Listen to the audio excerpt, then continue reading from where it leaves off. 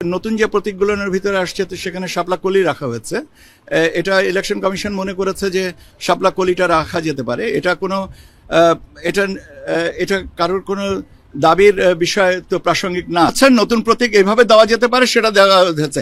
এখন আপনি যদি বলেন এটা কেন করা হলো, ওটা কেন করা হলো না, এর জবাব তো মুশকিলের ব্যাপার। এই কেন এটাকে রাখা হলো না, কেন ওইটাকে রাখা হলো, এটা তো আপেক্ষিক প্রশ্ন। হার্টের যত্নে বিশ্বসেরা ক্যানোলা তেল এখন বাংলাদেশে।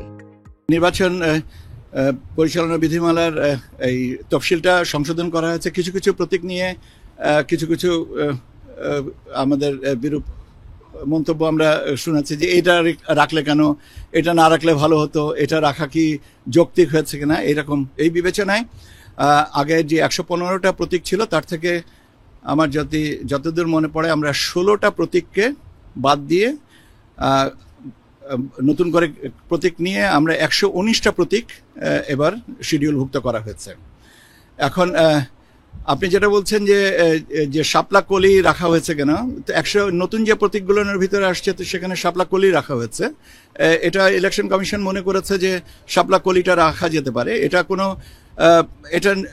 এটা কারোর কোনো দাবির বিষয় তো প্রাসঙ্গিক না। তার কারণ হচ্ছে যে আপনারা জানেন যে একটা রাজনৈতিক দল যেটা এনসিপি, তারা শাপলা প্রতীকটা চেয়েছে।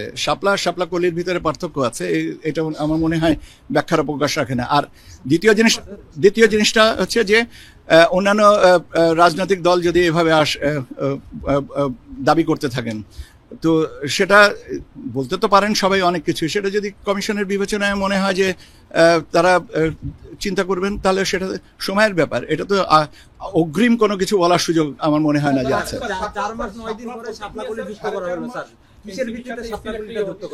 কিসের ভিত্তিতে আমি বললাম তো যে এটা কিছু কিছু প্রতীক সম্পর্কে বিরূপ কিছু মতামত আমাদের কানে এসছে, যেমন আসছে সেই কথাগুলো, সেই জিনিসগুলো কমিশন মনে করেছে এটা সংশোধন করার দরকার বা করা যেতে পারে, সেই বিবেচনায় এটা করেছেন।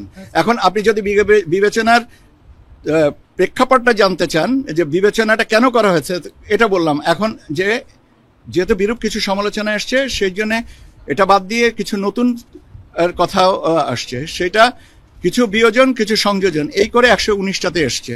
এটা ব্যাপার হচ্ছে যে কোনো একটা রাজনৈতিক দলের মন্তব্যের উপরে আমার কি মতামত করা উচিত, মন্তব্য দেওয়া উচিত?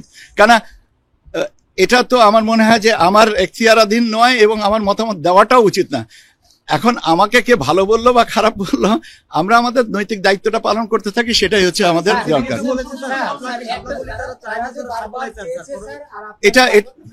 এটা কে চেয়েছে বা না চেয়েছে, নির্বাচন কমিশন মনে করেছে যে শাপলা কলির সাথে আরো কিছু নতুন আপনার কি বলে সিম্বল অন্তর্ভুক্ত করা হবে, সেটা করা হয়েছে। এখন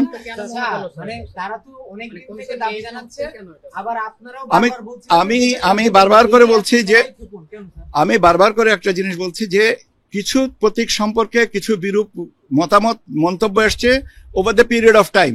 কোন একটা পর্যায়ে কমিশন মনে করেছে আচ্ছা ঠিক আছে এটা সংশোধন করলে করা যেতে পারে, সেই হিসেবে করেছে।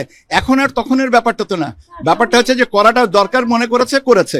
এটা আজকে যেমন করেছে, যদি ভবিষ্যতে প্রয়োজন হয় আবার সংশোধন করবে। এটা তো কোনো স্ট্যাটিক কোনো বিষয় না। এটা কমিশন কোন বিবেচনায় এটা নিয়েছেন, এটা কমিশনের এখতিয়ার। কমিশন মনে করেছেন এটা করেছেন। এখানে নতুন করে বিতর্কের কোনো তো যৌক্তিক কারণ দেখছি না। অবশ্যই স্বাধীন প্রতিষ্ঠান, তা নাহলে কেন সংশোধন করবে? স্বাধীনতা আছে বলেই তো সংশোধন করেছে। এটা এই ব্যাপারেও আমার কোনো বক্তব্য নেই। তার কারণ হচ্ছে যে কারোর নেওয়া বা না নেওয়াটা তাদের যারা বলেছেন তারা এর জন্য তার জবাবটা বলতে। যদি শোনেন, আমি অনেক আগেও একটা কথা বলেছি, প্লিজ লিসেন টু মি। আমি অনেক আগে আপনাদেরকে একটা কথা বলেছি, যদি নিয়ে কোনো প্রশ্নের উত্তর আমি দিব না। কেন যদি হয় তাহলে ঠিক আছে, বলেছেন ভালো কথা, আমিও শুনলাম আপনার মাধ্যমে। এরপরে যদি কমিশন যেটা মনে করবেন সেইভাবে করবে। প্রত্যেকটা কমিশন যেটা মনে করেছেন নতুন প্রতীক এইভাবে দেওয়া যেতে পারে, সেটা দেওয়া হয়েছে। এখন আপনি যদি বলেন এটা কেন করা হলো, ওটা কেন করা হলো না, এর জবাব তো মুশকিলের ব্যাপার। এই কেন এটাকে রাখা হলো না, কেন ওইটাকে রাখা হলো, এটা তো আপেক্ষিক প্রশ্ন। দল নিবন্ধনের ব্যাপারে নতুন দল নিবন্ধনের ব্যাপারে আমরা মাঠ পর্যায় থেকে যে তথ্য সংগ্রহ করা হয়েছে সেই তথ্যগুলো নিয়ে এখন আমাদের মাননীয় কমিশনার আনোয়ার সরকার সাহেব এটা পর্যালোচনা করছেন। এটা আগামী সপ্তাহের 2-1 দিনের ভিতরে আমরা ফাইনালাইজ করবো বলে আমার বিশ্বাস। ভাই আমি যেটা বলেছি সেটা বলেছি, চলতি সপ্তাহে আজকেও তো পর্যালোচনা করছেন, হয়তো যদি রাত 10টার সময় এটা কমপ্লিট হয়ে তাহলে আজকের সপ্তাহে হলো, আগামীকালকেও আমরা অফিস করবো, শনিবারও করব। আমরা তো এখন 24 ঘন্টায় 7 ডেজ উইকে আমরা কাজ করি।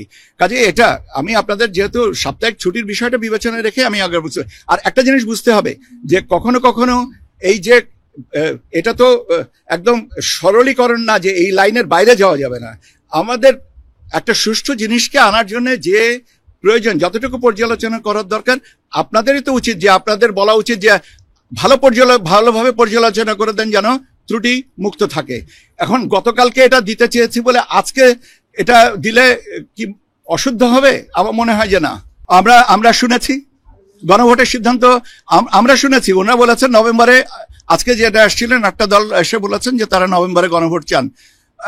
আমরা শুনেছি আমাদের এখানে গণভোটের সিদ্ধান্তটা তো আপনারা জানেন, গত পরশুদিন বোধহয় পেপারে নাকি গতকালকের পেপারে হেডলাইন ছিল যে এটা সরকার সিদ্ধান্ত দিবে। সরকার সিদ্ধান্ত দিক।